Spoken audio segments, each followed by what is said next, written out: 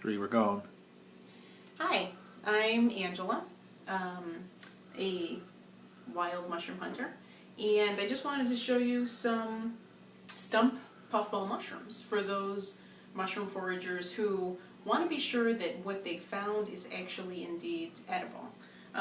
So a disclaimer, of course, eat at your own risk, but today we found some wild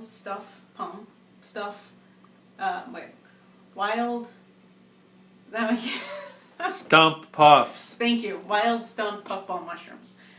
So here is a look at the mushrooms. As you can see, they're like marshmallows, really. They're brownish, got a little dirt on them. This, if you want to make sure that you're identifying your mushroom correctly, this will definitely help. You want to eat them firm.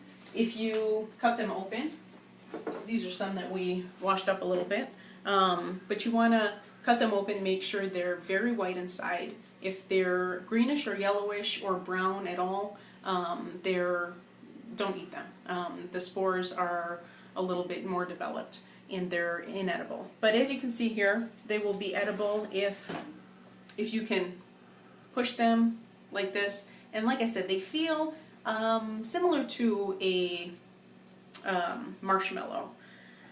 So open them up inside, just slice them with a knife, and you should be able to really slice right through them. As you can see here, that's one that I just sliced open, and they're nice and brown. It's October 1st, 2011.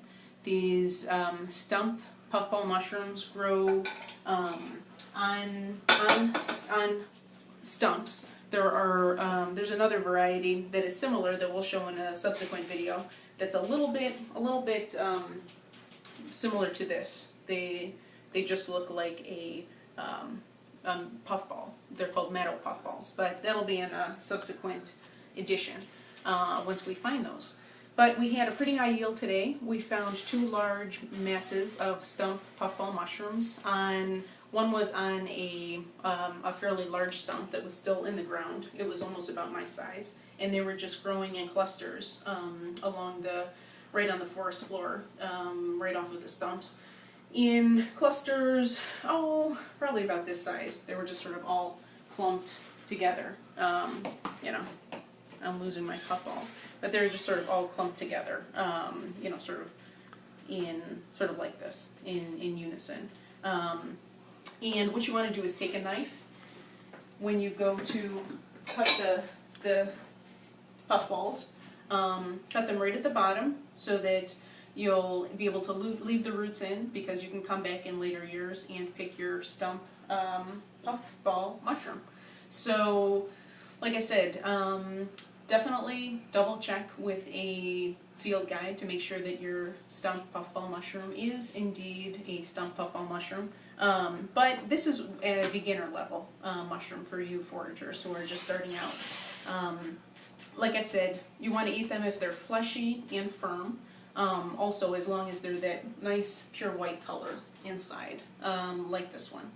And yeah, that's about it. They're great if you saute them with garlic, if you want to throw them in some tomato sauce, or have them with pasta, or basically treat them like you would a regular sort of store-bought mushroom or portobello. So anyways, happy mushroom foraging.